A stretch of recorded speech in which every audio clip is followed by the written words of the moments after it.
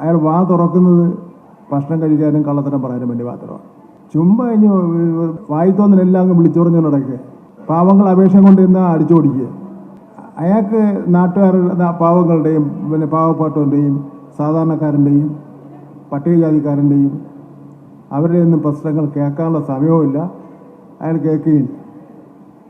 നിവേദനം വാങ്ങിയിട്ട് പാവപ്പെട്ട ഒരാളെ കൊണ്ടുവന്നതെന്ന് പറഞ്ഞ ശേഷം രണ്ടാമത് കൈ കർച്ചീവിട്ട് തുറച്ചവനാണ്.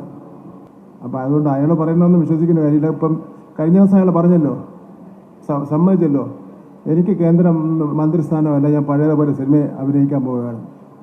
സിനിമയിൽ അഭിനയിക്കാൻ പോയാൽ ഇനിയിപ്പം അയാൾ അഭിനയിക്കുന്ന ഓരോ സിനിമയും 8 നിലയെ പൊട്ടും, അതിന് ഒരു സംശയം വേണ്ട. അതുകൊണ്ട് ഉള്ള ജോലി വെച്ച് തീർക്കുന്നതായിരിക്കും നല്ലത്. വേറെ നല്ല ചെറുപ്പക്കാർ നല്ല പയ്യന്മാരുണ്ട് ഇപ്പോൾ സിനിമയിൽ അഭിനയിക്കാൻ. ഇതെല്ലാം കേരളം തള്ളിക്കളഞ്ഞ ആളല്ല.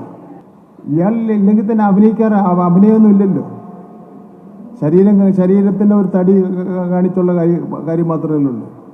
മമ്മൂട്ടി അഭിനയിക്കുന്ന പോലെ, മോഹൻലാൽ അഭിനയിക്കുന്ന പോലെയോ പിന്നെ അങ്ങനെ ഒക്കെ അഭിനയിക്കുന്നതല്ലല്ലോ.